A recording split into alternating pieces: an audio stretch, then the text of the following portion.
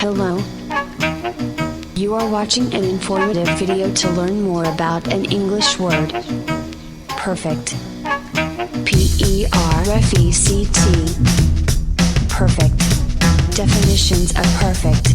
Adjective.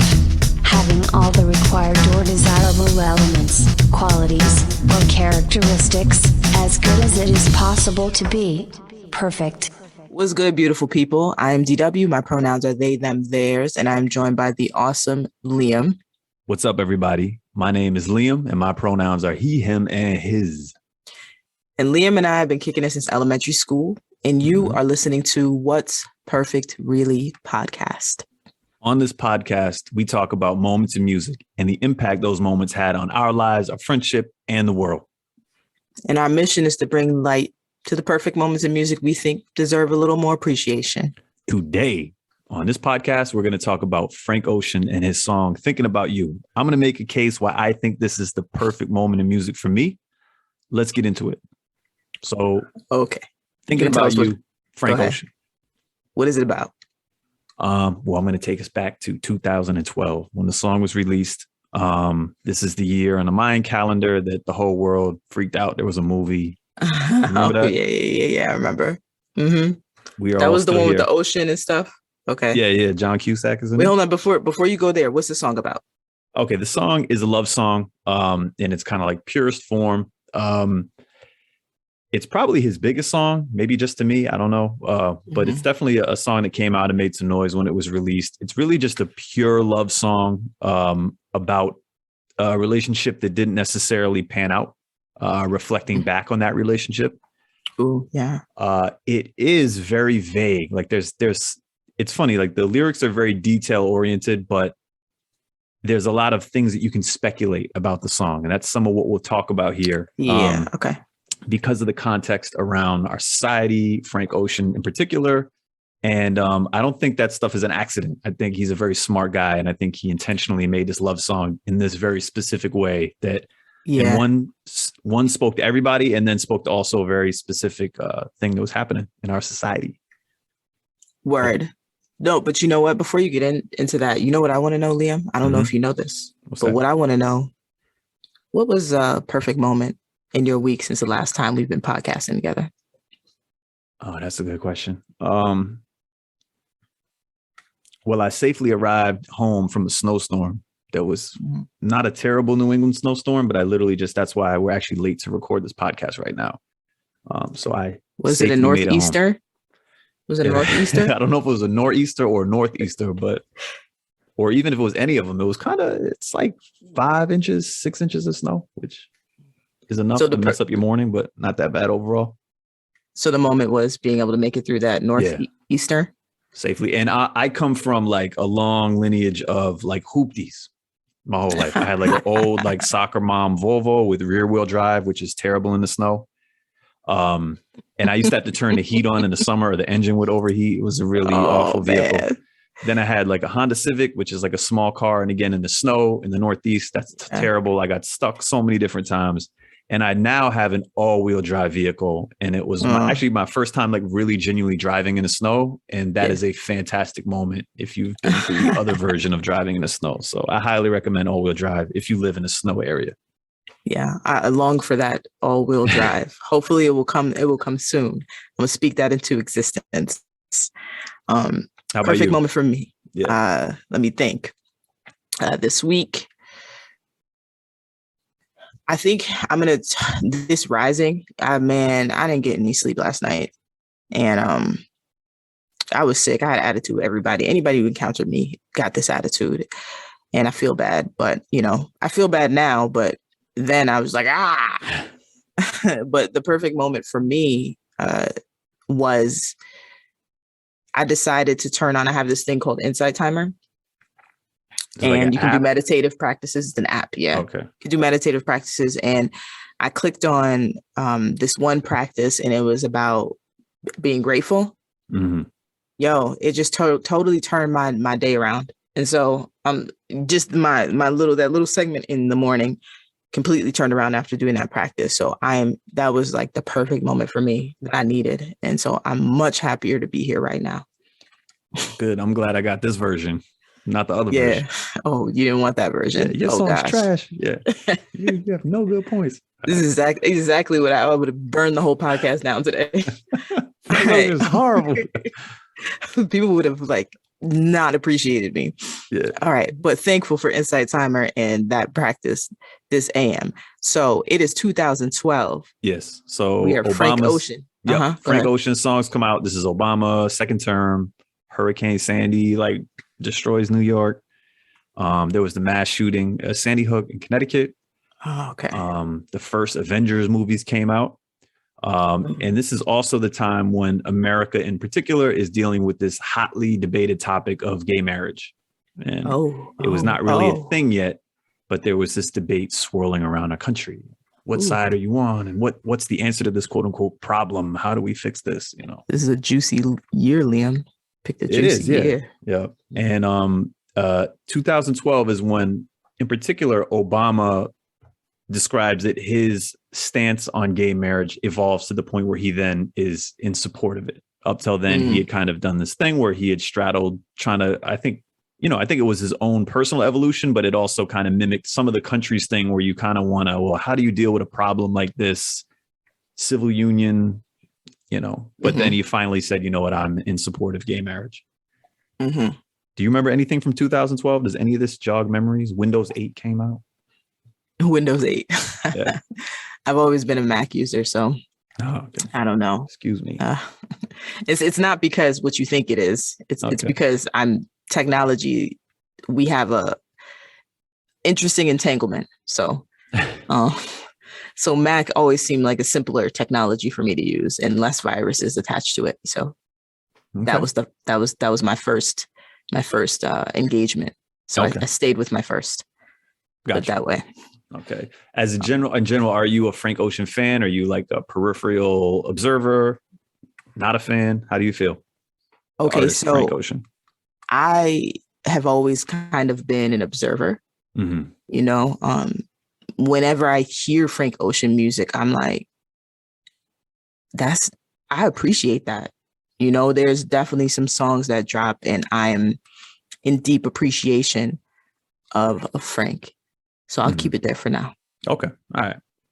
So we'll talk about the song right here. It comes out in 2012. Some backstory context of the actual song. It's written by Frank Ocean and one of his label mates. And now my apologies if I get people's names wrong, all this stuff. Janine Majesty.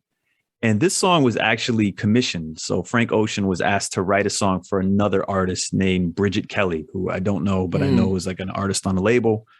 Okay. Frank Ocean. Def Jam label? So Frank Ocean was Rock Nation.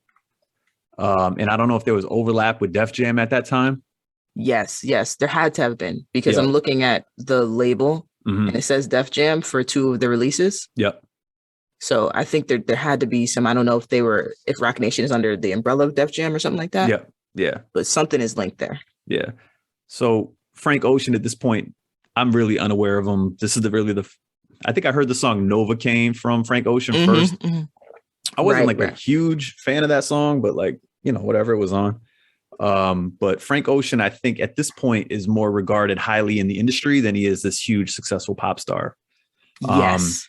So he gets commissioned to write songs for other people because he's this talented songwriter and creative mind. So he writes a song for Bridget Kelly. She records it. It's ready for her album. It's going to be released. I think there's a music video. It's kind of waiting in the wings. And then Frank Ocean leaks the song on his own Tumblr page.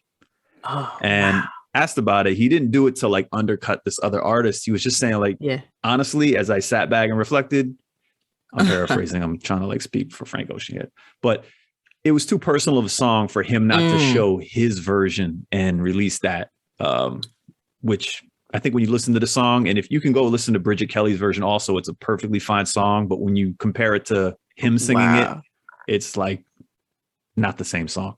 Oh my goodness. I am so thankful that Frank Ocean did what Frank Ocean did. Mm-hmm. I'm so thankful because Thinking About You. Wow. And coming from him. So, I guess we can I don't know if the order of our podcast is structured well enough for me to hold good, but you know what I'm not going to stand for? anymore, Liam. Yeah. I'm not going to stand for you coming for our podcast and our structure and our intros and our posting. I'm not going to stand for it anymore. You got some more shit to say. Get it out right now. Get it out right now. Okay? Okay. Because we're not going to do this every single time. So what you want to do? You want to talk about Frank Ocean in a certain way? Let's talk about Frank Ocean in a certain way. Okay. All right. Here we go.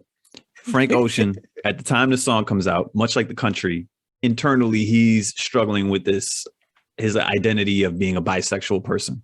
Again, I'm using labels. I don't know if everything I'm saying is correct, but kind of my interpretation of what's going on. You're not perfect, Liam. So here we go. Much like the stuff we talk about, I am not perfect on the podcast. Neither is the podcast. You're not coming. You're not coming. See, that's how you see it. You sneak this and there you go. Okay. All right. Mm-hmm. But Frank Ocean is obviously dealing with this because the song, although broad and about love in general, came shortly after he had a kind of like secret romance with a man. And back in our country at that time, that was like, especially in, I don't want to speak for the urban community, so to speak, but like that was not a thing that you could come out and do. Like it was like a career suicide, you know. And he's dealing with all this internally, I'm sure. And then he writes the song. And when you listen to the song, you can definitely hear elements that kind of break through the song, although not necessarily, what's the word? Overtly. Okay. Keep going. I have some stuff to say. Okay. But when you listen to it, considering what he was going through at the time, and you listen to the song, to me, it like really speaks to him speaking this out in the open and kind of revealing what really was going on in his heart and his emotional, you know, like love and his feelings about it and his evolving nature. Okay. So do you mind if I pause you right here? Go ahead. Okay. So this person, Bridget Kelly, you're saying was the person, the other person? Yeah. Okay. So I did the standard deep dive and I got to know a little bit more about Frank Ocean. And what I do, you know, I love artists who are not afraid to be artists. And so Frank Ocean to me is that, falls under that. It's like, I'm not afraid to be in this space and to be in this point in time. That's what Frank Ocean seems like to me. I've discovered Frank Ocean, when you say in the industry, when I listen to people talking about Frank Ocean to see what they had to say. And a lot of the things that people said were, this person thinks about things in such an abstract way or approaches songs in so many different ways. So we're talking about just Frank Ocean as a writer, because Frank has written for Brandy, Beyonce, a couple of other artists. Those are the two that bounce off the mind right now. But the industry, people behind the scenes in the industry, and I think we had this conversation before, I get the idea when I listen to Frank Ocean's music, I don't always get all of the layers to it, but I get the idea that there's something that's happening that's on a whole nother level musicianship wise, or as a musician, there's something that's happening there that may be going over my head and I have to kind of listen back. So I haven't really concentrated on listening to a lot of Frank Ocean. But when I listen to other people talk about Frank Ocean, they're talking about the way that Frank Ocean is approaching songs or approaching certain ways of moving within the music is something that they've not seen before when they're interacting with songwriters, and they have to work with this person. So that's what I get from people in the industry. And then when we're moving into this moment, I think this is a really important moment that you mentioned. I don't know if you knew about the letter that Frank wrote on Tumblr. I heard about the letter, but I did not read the letter. I read the letter. Okay. And when I tell you, my heart is just, oh my gosh, it's so beautiful. You know how you read something and it's almost, it feels dramatic right now, but when you read something and it's like your heart gasps and then leaps and then drops and then sinks and then has all these different emotions. How I know an artist is because they write like an artist. So when you read the letter, it's almost like Frank is saying that, for those who are not familiar with the letter, Frank wrote a letter and people described it as this coming out story. But what the letter was is almost like it's an experience you get to be inside this experience that Frank is giving you about a love that was so great and so big for Frank that it transcended across all of these different bounds. But then you also get this restriction in the letter. So Frank talks about being in love for 2 summers and with this person and having this, it was this first experience that Frank had at 19, and describes the relationship of they woke up together, they went to sleep together, they spent most of their time together, and how in love Frank was. And then how Frank professes their love for this person. And this person doesn't really say anything, gives Frank a pat on the back and says, my girlfriend's waiting upstairs. Damn. And then 3 years later, remember we talked about this?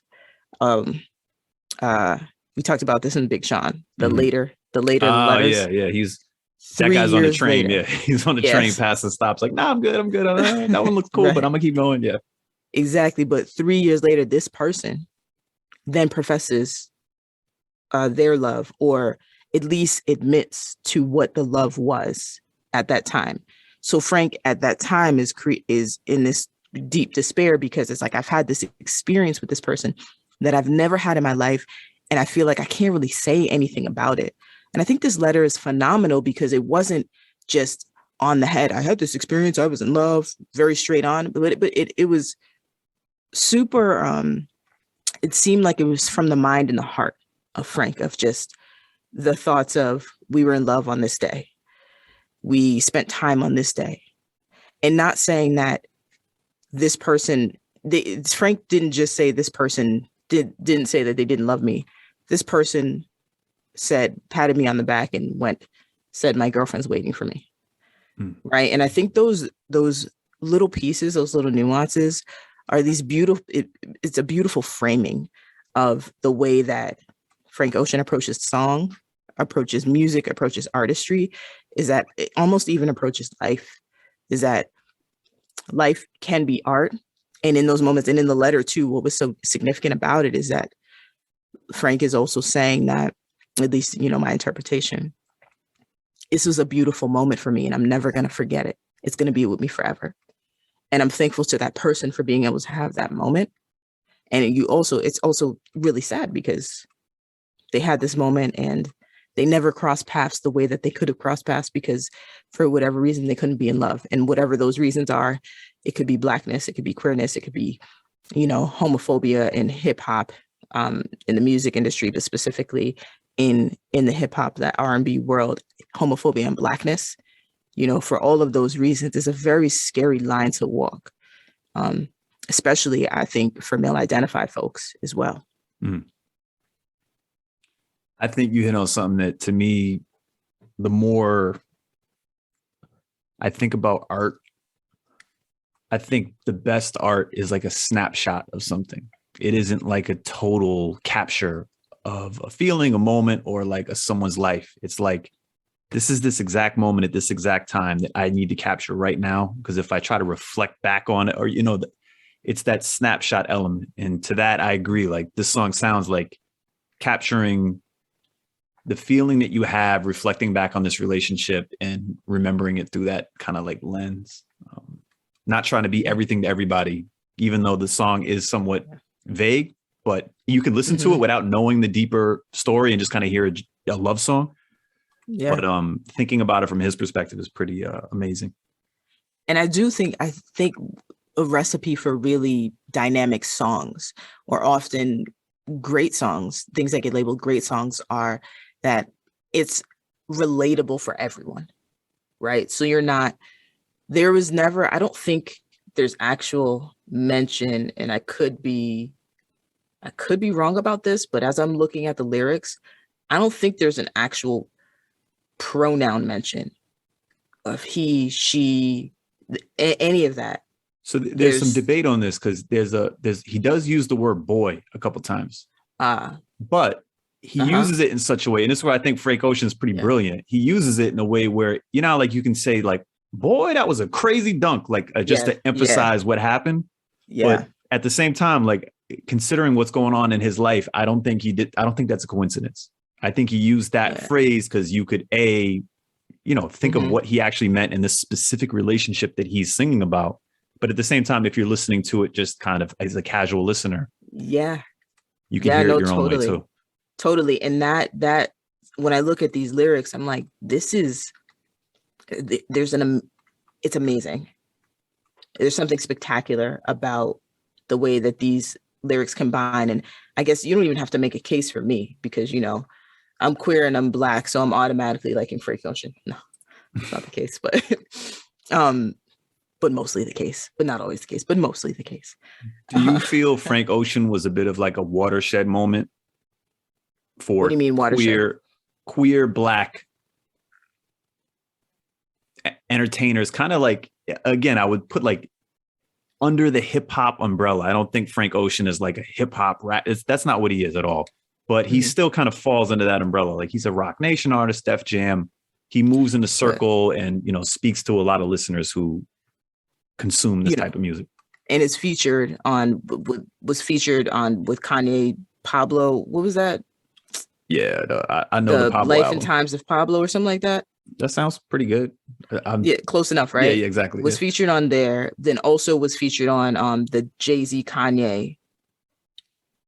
To a non-believer, don't believe in anything. Yeah. So very much kind of had like the upbringing of almost looking like a Mary J, like that kind of person in hip hop. Or it's just like, you are the voice that's in hip hop that really has a really nice tone that goes with all of these different things and creates an experience for the listener that most rappers would be like, yo, I'm with this. So that's what I get. I wanted to really dial back a little bit because we're talking about the song. And I also think that when I'm doing this research about Frank, there's so many other pieces here. Even when you talk about Frank's relationship to Def Jam, did you ever hear about that $20 million story? I heard that he's the only artist ever to like flip the record label thing back on itself and exploit the record label, so to speak. Yes. Yeah. And it's quiet. Yeah. It's real quiet right now. Well, they don't want they don't want other people finding out how to do this. They'll be like, oh. Okay. So I was like, wait, hold on a second.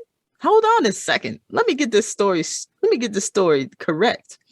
So in 2011, Frank was writing songs for a lot of people. So Hot Commodity. I believe one of this is my own story. This is the way I'm telling it, whatever. We do not the perfect podcast is not perfect. We must make mistakes all over the place. No slander, no slander. So it's my story. This is how I heard it. This is how I'm telling it to y'all. In 2011, Frank releases Nostalgia Ultra, this mixtape. It's signed to Def Jam, signs for to release 2 records off Def Jam. The feeling was that Def Jam wanted to do the same thing that basically Rockefeller was doing to Kanye.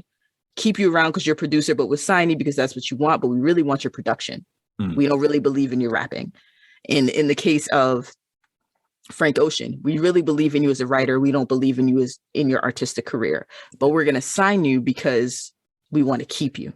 Right. So kind of that premise. Yeah. They sign Frank. Frank releases Nostalgia Ultra. They won't clear any of the samples. So it doesn't count as an album. Oh. So that's one album, gets a little buzz, but it doesn't count. So that's the record label screwing him because he doesn't get credit for it, but yet he's right. But he did all the energy, creating revenue. Right. So then here comes Channel Orange. This is where Thinking About You comes off of. And I believe the Ultra was Novocaine was on that one. Okay. So, right. Yeah. So then you get Channel Orange, which is the first official release off Def Jam because Ultra gave enough momentum for them to be like, all right, let's take this seriously. Let's give you a release. Channel Orange comes out. When Channel Orange comes out, this song comes out and all these other slew of fantastic songs come out. And they decide to clear. They clear all the stuff for Frank. Then in 2016, this is where it gets interesting. So I guess Frank's writing, doing all this stuff, and has to get through this last album with Def Jam because they only signed for 2 albums. So what Frank does, I think this was at the time where you hear about Drake signing with Apple $20 million deal with Apple or something like that, streaming deal, et cetera, et cetera. Frank, at the same time was with Def Jam, signs a $20 million streaming deal with Apple. And streams this next album, which is called Endless, which is also the release for the last Def Jam album. So what Frank does is, I believe for 5 consecutive days, streams him building a staircase. He's building a staircase, like instrumental stream. And I think wait, like a literal staircase? A literal staircase. It's almost like as this old house joint, like he's got a hammer and he's in a room. I think it's in black and white. I didn't see it, right? In the room in black and white, walking, literally building a staircase in the middle of the room. Mm-hmm. Right. So I feel like fine artists would be like, this is spectacular. Yeah, this is you know, contemporary, right, avant-garde art. Yeah. Oh my gosh, it's so all those things. This installation is beautiful, right? So Frank is doing this. Meanwhile, like it's mad unsafe. Or people like is just building a staircase. But people are like, this is awesome. Oh my gosh, this is art. So Frank's building this staircase.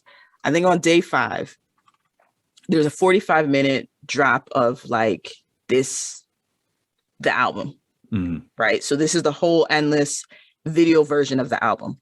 So it's the last album. This is the last album that Frank gives Def Jam. A day after Endless, the album drops, Frank drops his magazine, Boys Don't Cry, to promote the real album, which is Blonde, which drops in 2016. Yeah, okay. A day after the album, the last album that Frank had to complete for Def Jam. So when they say finesse for 20 million, was that Frank took that Apple deal, streamed that to promote the other album. And then the Blonde album blows up. Yeah. And so Def Jam one of the people at Def Jam made it so artists couldn't do that anymore. Couldn't do deals with Apple. Really? Oh yeah, they were upset. Like the Frank Ocean rule, yeah.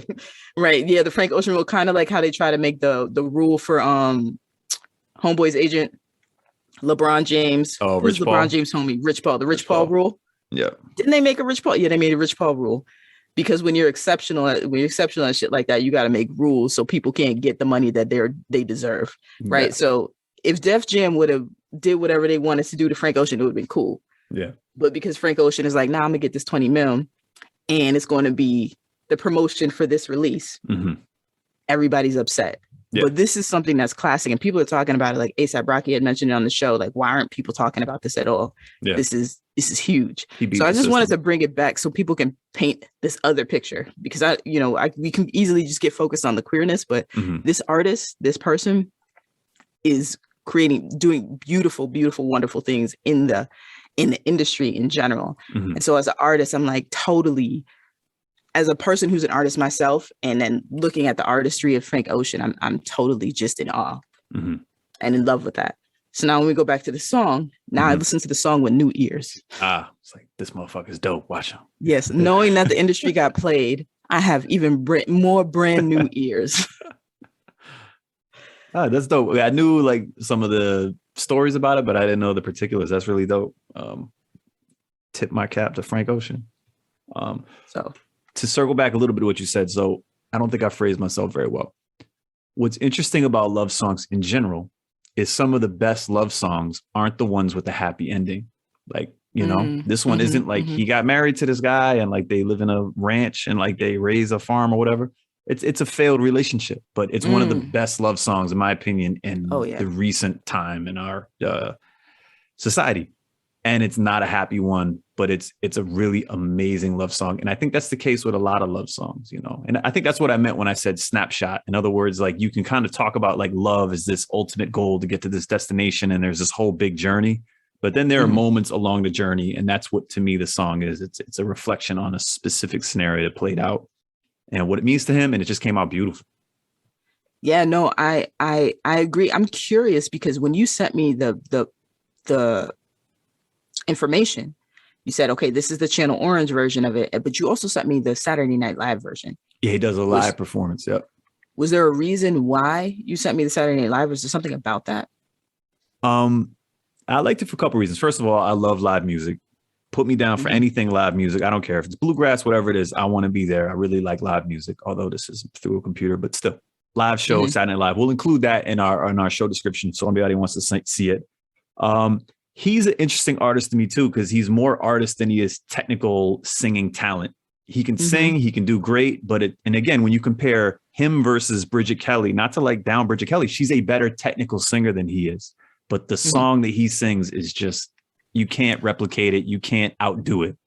What do you mean by technical singer? Almost like someone that can hit better notes, that has more of a trained voice, I guess, that is more impressive in their talent, but not necessarily resonates with the same emotional chords that an artist like Frank Ocean can. So and that's why rawness. Yeah. And I think of big fans of Frank Ocean are people like Beyonce, and we'll get into John Mayer. And these are people that have access to all the best talented singers in the world, right? A lot of times the backup singer for a main singer is better than the singer if you actually did like a sing off. Right. They just respect, like you're saying, this kind of unique approach, this creative mind and everything about it. So when I watched the live version on Saturday Night Live, I always love kind of a stripped down acoustic one. First of all, we didn't talk that much about it. This beat is very ambient. It's not an aggressive fast beat. It's a very vibe oriented beat. And when you watch a Saturday Night Live version, it's kind of like an unplugged version. It's really dope.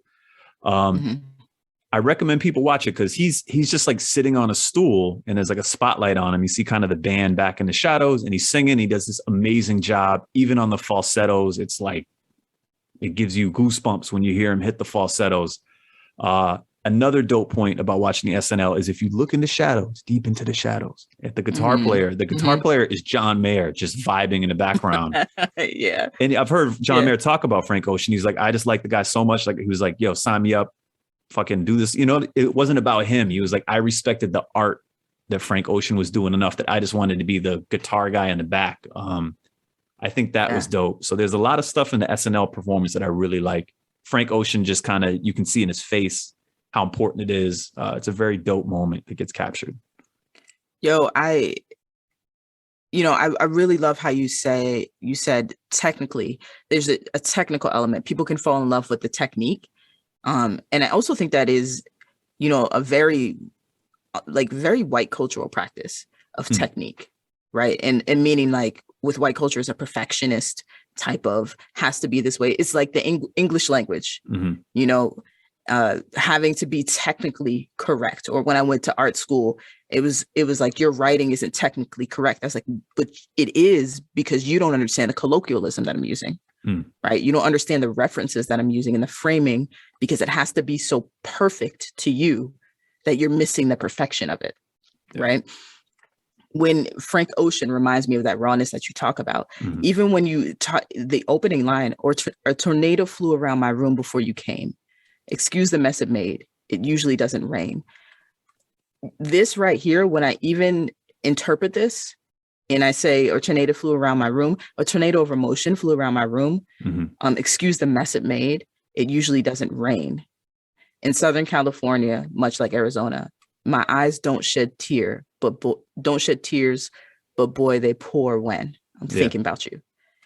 The way how to describe that emotion, this person being a wreck, what a way to think about that. A way to even approach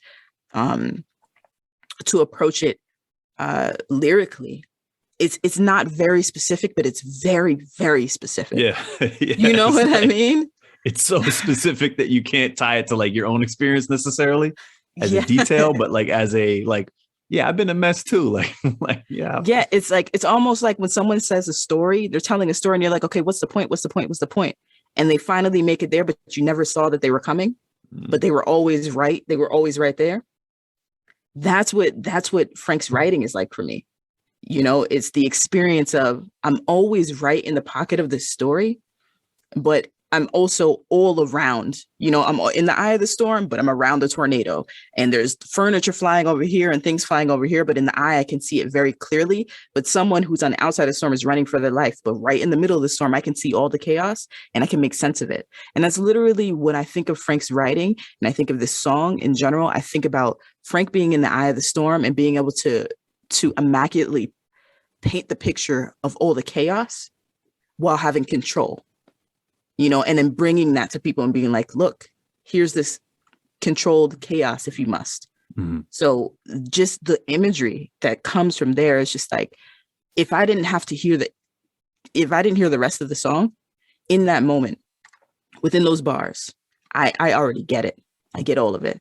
And it's such a strong entry or topic sentence, if you will. We're talking about perfect English, so I get the point right away. This song is going to be about a storm and I'm here for the mess. Where are we going, Frank? Where are we going? So I had a very different experience. Okay. I think yours is the correct experience. When I first heard this song, this is like coming out. Do you remember like a singer named like Ron Browns? It was like Ether Boy. Terrible, awful music. You don't hear it anymore. Not at all. I do not. So there was this like really bad time in like R&B and hip hop where it's just like, this is the extreme of not having talent, and you would just like put auto tune on it, and it would just be like nonsense. Oh, right. Okay. Okay. You're like my poster child for this. And when I first heard this song, I heard the verse. It starts off with the verse. This song has three distinct things. There's the verse, there's the chorus, and there's the bridge. When I first heard the verse, I was like, oh, this shit is so whack. It's so detailed that I'm like, what the fuck? This is messy. Like, I don't even care. Like, he's talking about his room is a mess and then raining in Arizona. Like, I took it literally. I listened to it as like a literal thing. And I was like, because I thought he's like a rapper. I was like, oh, where's the punchline? This shit sucks. He's the worst rapper ever. Yeah. Yeah. And it's funny. This song also reflects like my own experience with Frank Ocean, the artist. The song is like a microcosm. So I listened to it at first, kind of like a flyby. I'm sure I just turned it off. I didn't listen to the whole song. Probably the first 10 times I heard it on the radio, but then I like kept listening. And there's this verse that's very, like you say, it's messy. It's all over the place. He's actually saying some very thoughtful stuff, but he's presenting it to you, if you're just listening to it casually, as kind of like, what the fuck is going on? He's talking about his room, messy, da da da. But then when you hear the chorus come in, he says, and that, how does it start? I just know. I've been thinking about, wait, hold on. Do you think, wait, so far ahead? I've been thinking about, wait. He goes into his falsetto. Let me just start, like, because I forget the first exact line. I've been thinking about you. No. I've been thinking about you. No. I've been thinking about you. Do you think about me still? Do you? And now here comes the falsetto. Do you not think so far? Yeah. Okay. So he goes into a falsetto. And for me, when I heard the falsetto, especially after this thing where I was like, yo, this is the worst rapper I've ever heard. Fucking what is going on? Rap is like way down a bad path. And then he goes into this falsetto thing. And I was like, holy shit. Like that falsetto is, I think it's the best falsetto ever. Like I will even put that down. But it just, once I heard the chorus, then I was like, oh my God, this song is amazing. And then I had to go back and listen to the verse, and it made me appreciate the verse as part of the whole song. Even to this day, I still listen to it literally, or when I hear the verse, I think of just kind of like, wow, it's kind of like messy train of thought, this kind of topsy-turvy relationship. But the feeling of love that he still got out of this is so pure, and it just like cuts through right when he sings the chorus part. Right. But that was my feeling when I heard I thought he's the worst rapper ever. Yo, that's so funny to me. I mean, the first of all, the way that so many people can see a song, right? That is very interesting to me. And I love that. I love that about the way people's minds work. Even when I go into the lyrics again, because often with Frank Ocean songs, I'm like, wait, Chanel, two sides. I really have to think about, Chanel has two sides. And this is off the Blonde, one of the songs. And I'm like, I get it. I'm starting to get it a little bit. But it's almost like Frank puts you in a position where you have to be okay with not getting anything. Yeah. Like and it's uncomfortable, because especially when you're in a place of like, I need to understand this. I need to know what Frank precisely is saying.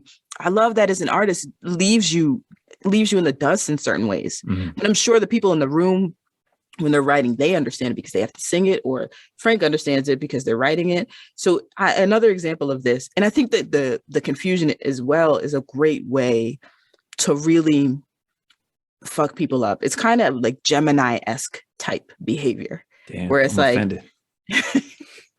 I'm a Gemini by one day. But it's like, the duality. There's always a duality. Like, wait, this is very clear. This is not clear at all. This is very clear. This is not clear at all. There you go, yeah. Right. So, but I'm telling you, part of like, I don't know, my moon or sun is Gemini or whatever. It's probably why we get along so well. So when you look at this lyric, I don't even get all of it. And I'm just sitting with that. No, I don't. Okay, but hold on. After the chorus, the first chorus, it goes, no, I don't like you. I just thought you were cool enough to kick it. Got a beach house I could sell you in Idaho. Since you think, that's the worst bar ever. I'm curious what your interpretation of this is, but so you think I don't love you. I just thought you were cute. That's why I kissed you. Got a fighter jet. I don't get to fly it though. I'm lying down and I'm thinking about you. And the chorus comes again. What's your interpretation of this? So obviously, once I got over like the initial me thinking he's a rapper, again, it just seems like he's doing this thing where he's describing this relationship, which never was like a real relationship. Almost sounds like kind of like a fling. Mm-hmm. And he's not even acknowledging himself. Like he's talking about lying. He says lying down, but he's using the word both ways there. Right. And he's kind of dismissing what's going on. And again, I'm not trying to get past the verse too quickly, but then when the chorus comes back and it's like, everything I just said, kind of fuck that. Like this shit is the most amazing love I've ever had in my life. And I'm thinking about it for the rest of my life. Okay. So this is what I'm gonna do. I'm gonna speak to any of the queer people in the room right now, because this is very relevant.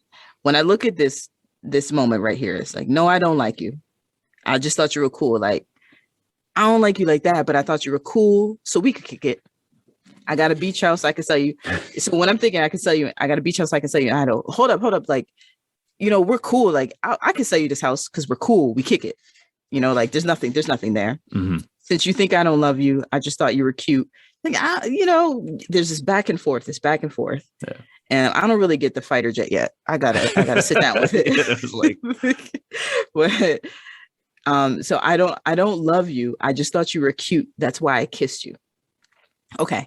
Now, the reason why I'm going to bring this up, for all the people in your life, there was a time in my college career where, as a person who appreciated and wanted to date and interact with women, there were often women that we would say like straight women that were curious. And this reminds me of those situations where you have this college experience where I can name at least 3 different experiences, some of them out of college, where people have never experienced their queerness or explored their queerness or are afraid to explore their queerness and kind of accept that it's a part of who they are. Because I think also too, like I was raised a homophobic homo, like for real. I was homophobic most of my life. Sometimes I still have those tendencies and I've been working on it. But the point is, I've interacted so much with these other femmes or women who wouldn't embrace the part of themselves that was queer. And that really impacted our relationship because there was, let's go. There was a lot of Gemini-esque things happening where it's like, I could feel how much this person really loves me, but there was so much happening in their world that they couldn't bring themselves to the place that they needed to. And then I would get these phone calls of, I wish I had done this. I wish I had said this. I wish I, had been with you, or these longing kind of conversations. But there was always, in between me and that person, there was always like this passionate love that we had, but it was almost like it could never be explored to where it could have been explored. And it was just had to stop right there because it was too much for the other person who wasn't willing to explore their queerness for whatever reason that was coming up. And like, since some of those people have children, again, like one of those people called me after having children, after having these experiences, and was like, I am in love with you, But I think that is how the world positions a lot of people, where they feel afraid to be who they are. And when I say to myself, I think everybody's queer. Everybody's a little weird. Everybody's maybe had a thought or two, and that's okay to have a thought or two. It doesn't make you this or that. It makes you you. And I think that the misconception is that if you have to be this or you have to be that. You have to be very binary. And I think if we release that a little bit, which Frank does to me in the song, is release this binary thought. It is giving us a range of ways to think about things, a range of ways to interpret things. And if we did that as people, I think we'd fare off a little bit better and be a little bit more happier. Because if I think about the people that I interacted, maybe we could have had tons of entanglements in certain different ways, right? But the ability to not release those things and to be so locked into, people are going to hate me if I do this. My family's going to hate me if I do this. I'm not going to do this if I do this, because the world we're locked into is very binary. That's dope. So I can tell you what I relate to and what you said from my perspective, and why Frank Ocean in this song particularly was very important to me. So I'm of the age where I feel like you just grew up in a homophobic society. And for anyone, and, you know, I don't know when the delineation is, when this kind of wasn't as much the case, but I grew up very homophobic, and I feel like everyone my age did. And then as kind of time moves on, much like Obama, like your feelings start to evolve as you gain more and more experiences.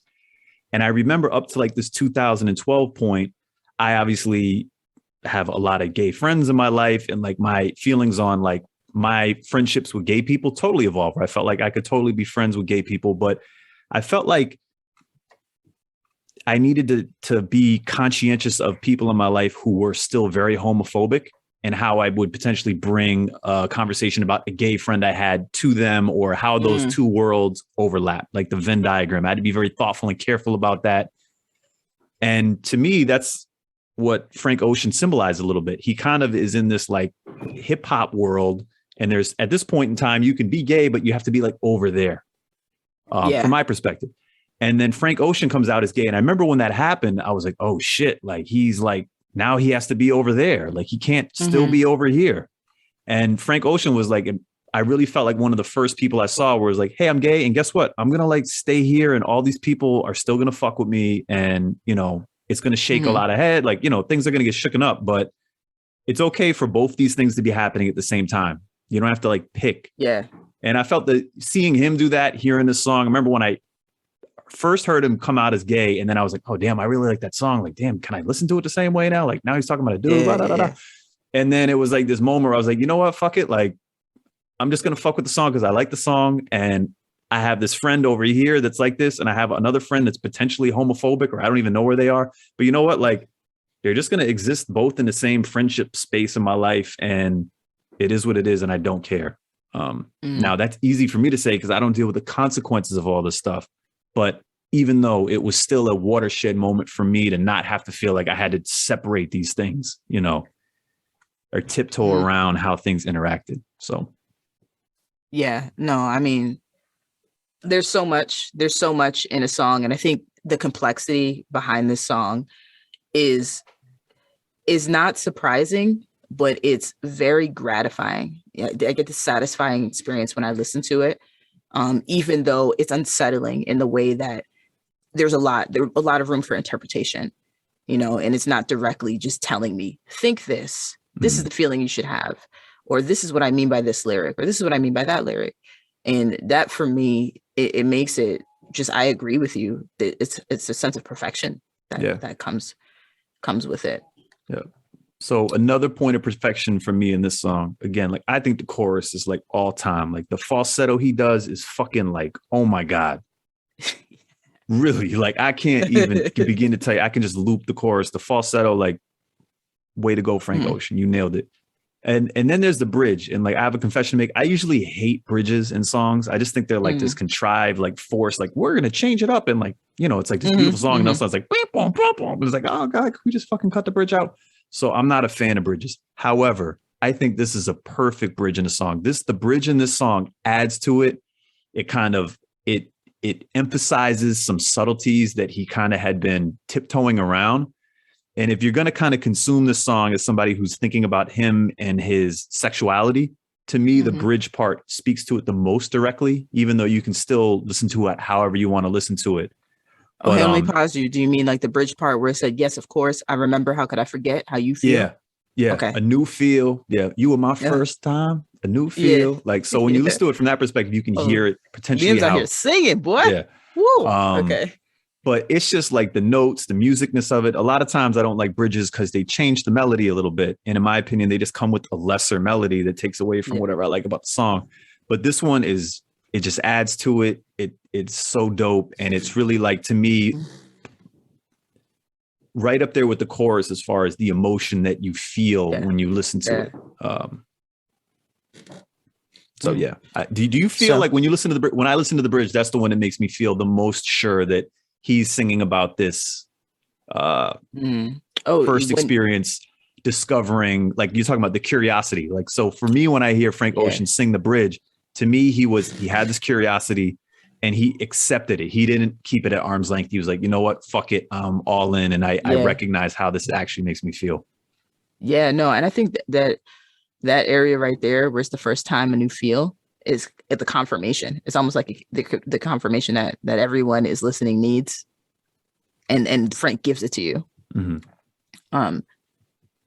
I think it's, this bridge is very much of like a coast. You get lost in the song, and then it's almost like when I listen to the song, I think about walking on clouds, and then there's a vortex of a cloud.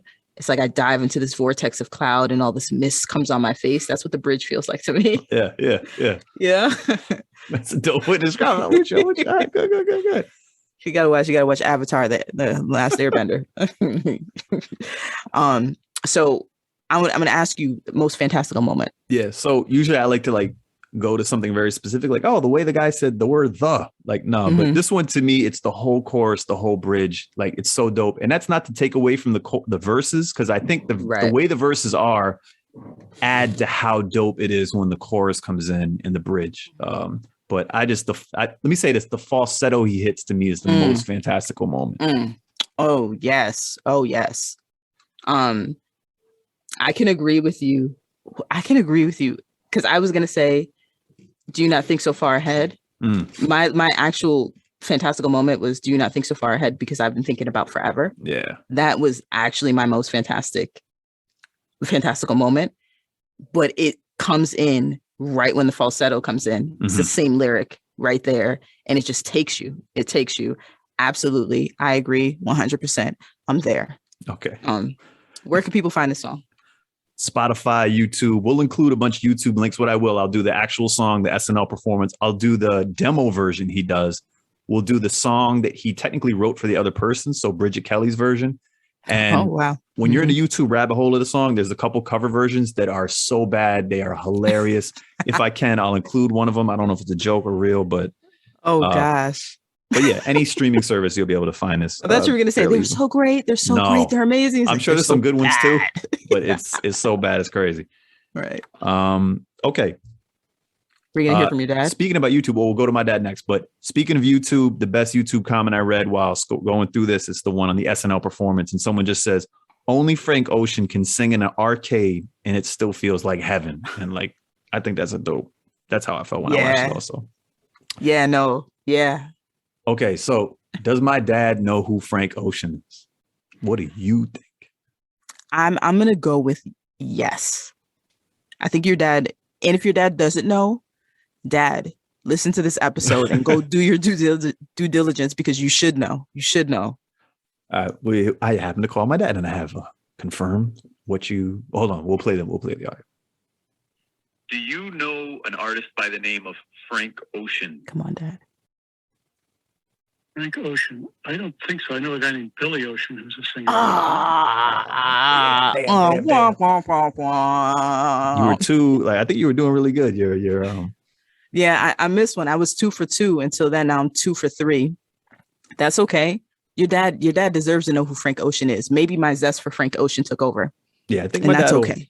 He might listen to that episode and then, do some research and find out about Frank Ocean. Okay, word. Liam's dad. Listen to Frank Ocean. I guarantee it'll be a gift that you've always been waiting for, or that a gift that you never knew you needed. Mm-hmm. So, listen, share your perspectives with us. How did you experience this moment in music? What was happening in your life? Do you have any juicy stories to tell us? If so, hit us up at whatsperfectreallypodcast@gmail.com, or even hit us up on IG. You can share the stories or tag us on your Instagram story at whatsperfectreallypodcast as well. And we invite you to take what you want from the podcast and leave what you don't, because ain't nobody perfect. Hello. You are watching an informative video to learn more about an English word. Perfect. Perfect. Perfect. Definitions of perfect. Adjective. Having all the required or desirable elements, qualities, or characteristics, as good as it is possible to be. Perfect.